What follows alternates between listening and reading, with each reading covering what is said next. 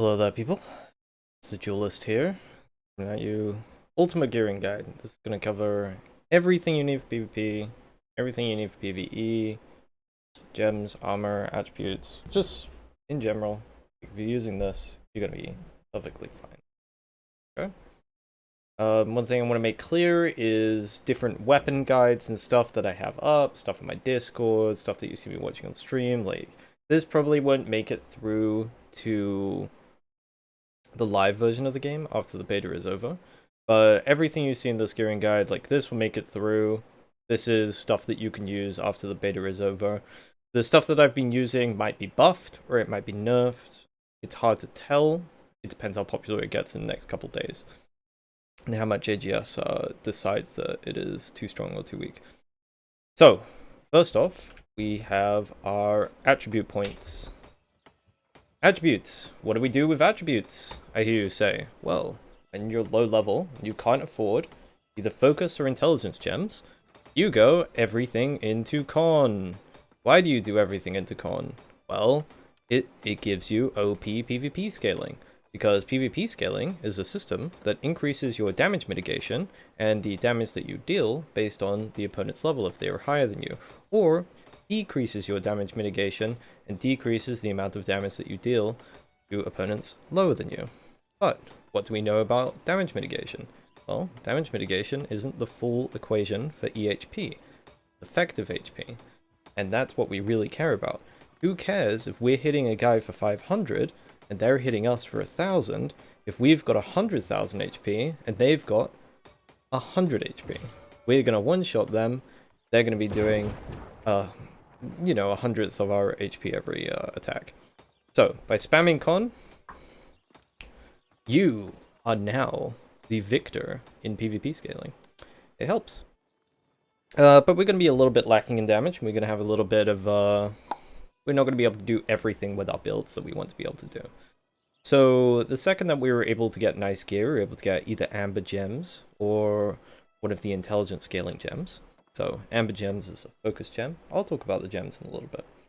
We want to start putting our points into other things. There are 3 very, very strong builds for attributes in this game. Everything else, kind of a little bit lackluster. You can go specialized into one thing or another, but let's say I wanted to be like a spear rapier user, and I spend all of my gold... I spend all of my points leveling up dexterity to get my extra damage. I put some points into con. It's going great. It's going beautiful. I've got all this gear with like dex con on it. But then, damn it, like they nerfed one of my weapons or they brought out a new weapon. Like I want to play the Void Gauntlet. I want to play the pistol and it's not like a dexterity weapon anymore. What am I going to do? Well, I've got to spend 2,000 gold to like respec my attributes. Then I've got to re-gear into this other stuff, yada yada yada. You see the problem here. Endgame gearing is difficult. You don't want to have 600 gear score sets for dexterity, strength, intelligence, and focus. You just want to focus on one. You can focus on one, that's best. Okay? So, once you get the gear to elemental conversion your gems, you can now start speccing out of full con, and you can spec into either focus or intelligence as a hybrid con build. The focus build, you go up to 200 points in focus. This gives you 20% durational casted buffs. This will be the BIS PvP build because it lets you run a life staff with very good scaling and any secondary weapon that you want in the game, provided you have the gem for it. The good thing about this is you've got the 30% damage conversion just off the bat, right? But when you get to the higher tier gems, it'll be 50% damage conversion. You lose out on about, I think it's about 10 to 15% damage over being directly into dexterity or strength. That doesn't really matter because you pick up the ability to use a life staff, and you pick up the ability to use any weapon in the game that you want. I could just have 2 different weapons here. I don't even need to have a life staff, right? I can do something else. But if you're not planning on using a life staff, the intelligence hybrid build is a little bit better. You go 200 into focus, and then the rest goes into con. Endgame, you'll be sitting at around 250 in con, because you get about 490 points, everything included, from attribute points and gear. You'll be sitting about 250, something like that, before making your way up to 600 gear score, in which you'll be sitting at very close to 300. But the 250 is nice. The 80% damage reduction at full health, mwah, it's beautiful. Absolutely beautiful in PvP and PvE. But the big ones are here: 20% increase to armor, minus 10% crit damage taken, and max health based on your physical armor. These three are beautiful. And you'll get them way before 600 gear score.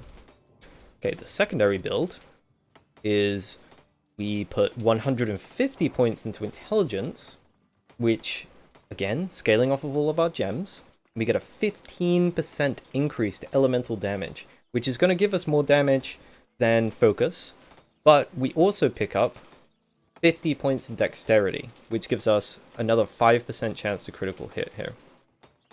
It's slightly better on most weapons than going all the way to 200 intelligence. 200 intelligence, you gain a little bit of damage scaling, but the 5% crit you get here is worth it. Just because in intelligence, we're already getting bonuses to critical hit damage. And the intelligence build is very, very nice because extra Zoth when harvesting. Bloody beautiful. It does add up. And that's it for the builds. Those are the 3 best builds in the game. With the intelligence build, you can run any weapon in the game other than a life staff. With the focus build, you can run any weapon in the game. With the con build, you can run any weapon in the game other than the staffs and gauntlets, because all the magic stuff in this game kind of has like really, really important scaling. If you are to run the intelligence build, just an FYI for you, and you want to use like an ice gauntlet or a fire staff, don't bother going for the extra 50 points in dexterity for the crit. Just go all the way to 200 intelligence. But if you're running something like a great axe, a warhammer, hatchet, spear, you know, any of the other weapons in the game, or like a bow or something, you know, grab your 50 points in dex. It'll be fine. Alright, let's talk about gems. Oh, we've got Malachites. These guys are beautiful. They are the damage well CC'd. So in big group PvP fights and stuff, these are going to be useful. Just to reiterate on the attributes before I go off this, the builds are exactly the same for PvE. In fact, they're even more important for PvE that you go focus con, because enemies have weaknesses, and we'll get around to that later. Now we go over to Carnelian Gems. Carnelian Gems, very, very important. The taunts. You need this to tank. If you are using any one of my builds, you can tank effectively, but it's much better to tank on either the full con attributes or the focus con attribute. If you're using focus con and you use a hatchet plus a life staff, you are just a solo tank. It doesn't even matter what the other people in the group are using, because you're going to be able to tank everything. You're going to be able to keep your taunts up on everything, and it's going to be beautiful. It's going to be a nice experience. You're going to be able to heal yourself as well. Then we have topaz, aquamarines, sapphires, amethysts, rubies. All of these are intelligent scaling gems. So if you're going for the imp build, pop any one of these into your weapons and you'll be fine. The 2 that I would shy away from are the ruby and the sapphire. Not the sapphire, the aquamarine. Just because it's fire and ice damage, and if the fire staff or ice staff become meta, then people will start speccing fire resistance on their gear, which you can do with like fire wards, etc., right? So stay away from those, go into lightning, magic, stuff like that. Moonstones for offense. Where are they? Moonstones, yep. These are an Omega lol. You do extra damage when you're below a certain health threshold. Who cares? Embers. This is your focus gem. This is what you need for what, in my opinion, is the best build in the game for PvP and PvE. pop this into any weapon you want, and then on your life staff, you just have a different gem. The gems that I would recommend on the life staff, if you're doing PvE, I'd recommend a diamond. It's going to give you extra damage and healing while at full health. This is beautiful because in PvE, most of the time you're going to be at full health. But for PvP, I recommend an opal gem, which is 6% damage while your stamina is not full.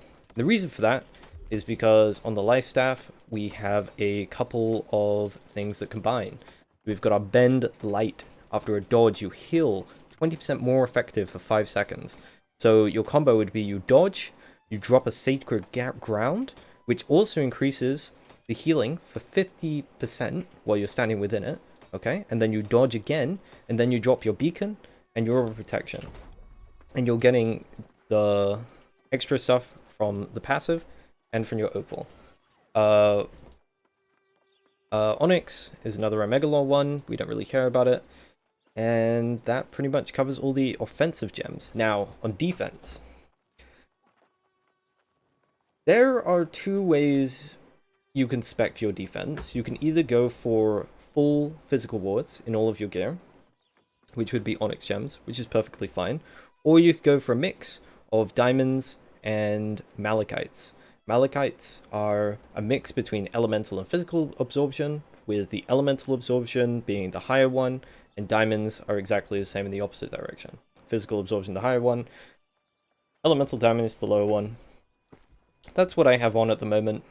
Personally, I think in most cases you just want high physical wards, because if anyone's using any of the split builds, physical wards works perfectly against them. The only thing it kind of doesn't work against is like fire and ice gauntlets, but most of the time you can get out of the CC of those things, and they're not going to be what's absolutely chunking you down. Normally, it's going to be something else that's chunking you down, and there's a lot of physical damage in the game.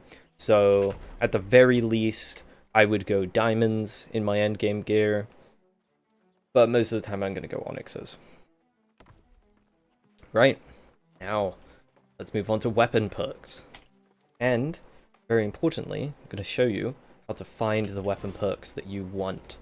So, first thing we do is we go over to auction house. Why the auction house, you might say?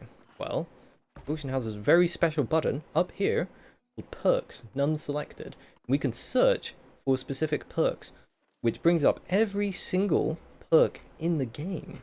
But not only that, you can scroll over them and you can see exactly what they do. So, the BIS weapon perk, the creme de la creme on most weapons, is enchanted. Let's see if I can find it real quick. Beautiful for you.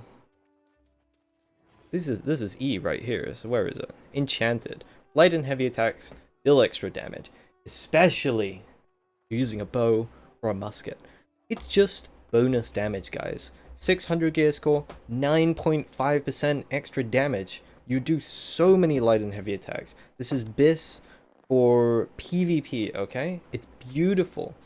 And then the second best thing you can get is Keen, which is extra crit chance. The third best thing you can get is Keenly Empowered, which when you crit, it does extra damage. It gives you a 15% damage boost, which when you've got a lot of crit damage, or if you hit a back attack, you're going to get 15% extra damage.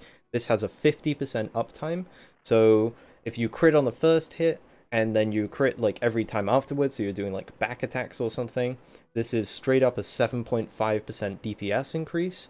But most of the time, it's going to end up to about 3 or 4% DPS increase. The fourth best thing you can get on a weapon are the chain abilities. So chain fire, chain ice, chain lightning, chain nature, chain void, any of these sorts of things. They're also quite good damage. Now, most of the time, you're only going to be able to find a weapon with one of these perks on it. If you could find a weapon with 2 of these top 4 perks on it, my god, you have found a BIS weapon right there. 3 of them, I don't think they even exist in the game. I don't think it's possible to get something that goddamn good, because it would need to be a legendary. All the legendaries are pretty much, they have like set perks on them, and AGS isn't going to give you the 3 best perks.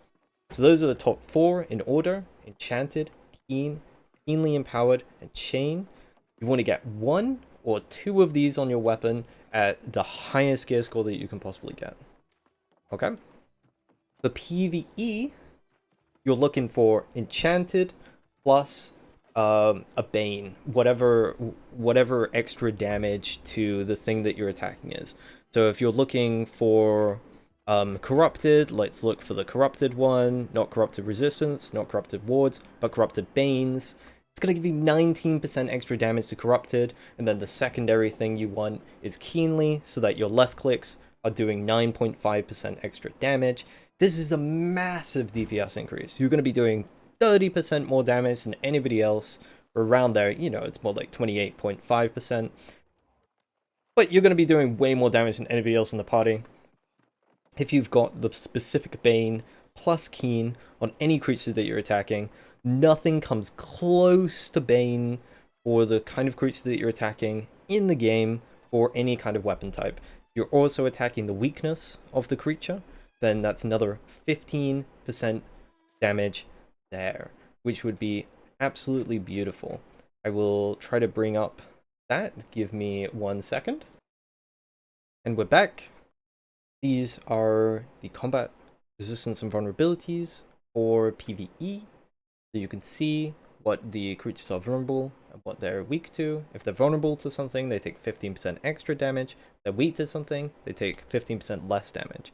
So when we combine hitting something that's vulnerable, which is 15% extra damage, and then we've got 28.5% extra damage from our Bane, which is multiplied by the 15% extra damage, plus the keenly, we're looking at, what is this exactly? We're looking at about almost 50% extra damage. So if 4 people in your party are using that, your DPSs in your expedition, that's like having an extra 2 people in your party. It's like having 7 people doing DPS instead of 4. Bloody beautiful. Bloody beautiful. It's great. So that's the super duper important stuff there. I'll leave it up on the screen for a little bit so people can read anything there, but you can also feel free to pause the video for a second. So for armor perks, PvE, again, going to be the wards. So instead of the corrupted banes, now you want to use the corrupted ward if you're fighting against corrupted creatures. Only 4.8% you might say, but this stacks up 5 pieces of gear, which is 25% reduced damage. Beautiful. It's beautiful. It's beautiful. You might think, where do I get these things from? Well, you can refer again to the resistances thing, right? So corrupted give lost gear. Lost give angry earth gear. Angry earth give ancient gear. Okay? And then all of them give bestial gear. But there's no dungeons or anything with beasts primarily in there. So if you want to farm for the Endergrove dungeon, and you want to farm Angry Earth gear, then you go to Merkgard. You grab all of that kind of stuff. You want to farm... Oh, sorry, that'll give you lost stuff. My bad. You want to farm for Endergrove, you go and kill lost things. Yada, yada, yada. All the dungeons kind of give gear that helps with each other. You can get Angry Earth from Corrupted as well. These are just the primary drops, but it's very rare to get corrupted gear from killing corrupted creatures. The main drop table they have is against other things. But also, weirdly enough, the legendary corrupted stuff usually has resistance against corrupted. Don't know why. It is what it is. But if you're looking for blues, that's what you get. Okay, now going into PvP perks on your gear. Not too many great things here. Not too many great things. We've got gem sockets as the most important thing. On the gem socket, because that can be a 4% physical gem right there. 4% physical damage. Very, very good. The second best thing you want to go for is resilient. Now, resilient makes critical hits deal 4.8% less damage to you. In PvP, people are going to be critting all the goddamn time. And if anyone hits you in the back, this will also reduce that damage as well. You get this on 8 pieces of gear, potentially. And if you're using Sword and Shield, you can get it on 9 pieces of gear. Because you can get it on all of your armor, and you can get it on jewelry as well. Very, very, very strong. Will make you incredibly tanky in PvP. It's one of the reasons why, right now, faction armor is completely busted, because you can force resilient on faction armor by respecking them. That's another reason why the focus con build is so damn strong at the moment, or going for the intelligence con build, because you can respec all of the gear on both medium roll or the light roll setups into resilient, plus a gem socket. So you already have 2 out of the 3 best perks. And now you're thinking, what is the third best perk? Well, the third best perks are weapon-specific perks. So you want to find your weapon, and depending upon what the meta is at the time, there'll be different abilities on your weapon that will be better or worse. So you search the auction house and you see what are the perks for these abilities. So stuff like Mending Protection, increase healing power by 5 to 37%, so at 600 gear score again, it'll be 37%, for 5 seconds if Orb of Protection heals an ally with no active buffs. 37% extra healing for 5 seconds, very, very, very strong on the life staff. This is, I don't even know what to say. And then, we've got other stuff like Insatiable Gravity Well, see if we can find that. We might not be able to find it, but it gives healing when your gravity well explodes and deals damage to opponents, and if it explodes and deals damage, then it also ticks again. So it becomes an incredibly high damaging spell, and it has healing on it. So yeah, these are very, very important things. But they're not more important than a gem socket plus resilient. This is kind of the third thing that you're looking for, and most of the time you're only going to find 1 or maybe 2 things on each of your weapons that on each of your pieces of armor. On each of your weapons that you actually want the perks in. So don't go crazy perking out both of your weapons and losing out on gem sockets and resilient, because you're just going to be weaker than other people. So that's our PvP and PvE armoring guide. And now let's take a look at the armor setups. So for PvE tanking, I advise going for medium setup, which will be 4 pieces of heavy gear and either medium boots or gloves. Pop you into medium roll. The reason why I advise this is because if you're using the focus con build, you can have a hatchet on with a carnelian gem in it, and then a life staff with a diamond in it or something along those lines. So you can do a hell of a lot of self-healing, and your hatchet, the berserk right here, has an AoE taunt for 8 meters. 8 meters is massive, guys. I wonder if I can show you how big 8 meters is. So if I put a little thing down here, right, we can see exactly how far away it is. So standing here, we're at 0 meters. We're just going to back off until we get to 8 meters. Right here, we're about 8 meters away from the point over there. That's how big the taunt is. Okay, guys? It is massive. On like a 15-second cooldown. If you want to reduce the cooldown of it, we have like some nice little tech here, where you can just swap away to another weapon. If you have an active buff on yourself, like Berserk, you can instantly end it by swapping to another weapon, and then that will pop it on cooldown again, so we can taunt again in a little bit.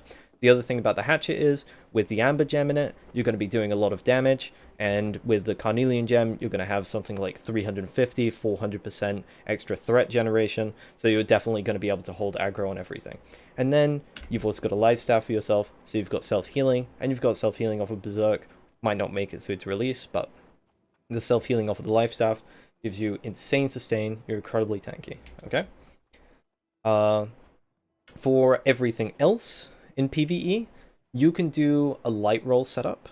A light roll setup will be 3 pieces medium, which is the helmet, chest, and legs as medium, and then the gloves and boots as light roll. The only real reason you want to go light roll for a DPS setup, specifically if you're ranged, is because you get an extra 10% damage for being in light versus being in medium. Okay, so for PvP, for pretty much everything in the game, I would recommend just going medium roll. And you can go light roll. Specifically, it's very, very good in 1v1s, but it's personal preference. There's not really something that's considerably better than the other thing. You feel like you're taking a lot of damage, go medium roll. You've still got iframes. You can still, you know, do your auto attacks, cancel out with iframes so that you're constantly moving about. You've got pretty much infinite stamina. You can, yeah, as long as you're like using iframes every now and then, you get so many dodge rolls with medium roll. You can use all of your abilities, you can use everything, you can constantly be doing this, dodging around, you can constantly be doing this, even with medium roll, so there's nothing wrong with being a medium roll or using iframes to dodge damage. Iframes, for anyone who doesn't know, every time you press dodge, you become invulnerable, like nothing can hit you, everything passes through you. If somebody hits you with like a musket shot, your body will stop it, but you'll take no damage. So you want to be spamming roll all the time in group fights between all of your attacks. Animation cancelling out of everything. Whenever you use, say, a charge or something, just animation cancel out of the recovery frames with rolls. And you can continuously spam this. If you watch any of my videos, I'm always doing this. So I think medium roll is perfectly fine. And it's my personal preference. Gives you more damage reduction and everything. And then, obviously, light roll has great stuff as well. When you're leveling and you're using faction gear, just go turn it all into con focus. You'll see we'll have socket plus resilient in every piece of faction gear. This is ungodly OP, absolutely ungodly OP, which is why I recommend everybody just to go faction gear at the moment and use one of my builds, either the int build or the focus build. And yeah, that's about all the information you need to make any weapon in this game successful with any build. So pretty much everything that I've told you in this video will carry over to launch. So enjoy yourselves. Thank you for watching. Oh, if you're still watching, you know what? Hit my subscription on YouTube. I'm X of Y subs right now. And if you feel very generous, go over to my Twitch, which will be linked in the description, and subscribe to me there. I'm also X of Y subscribers on Twitch right now. And obviously my Discord and stuff will be linked in the description. If you want up-to-date build guides, or you want specific things, or you want to ask me questions, you can pop into my stream and ask me questions. Or if you're a sub in my stream, you get access to the subscriber chat on my Discord. If you at me there, your question will be answered. Alright, thank you for watching. Bye.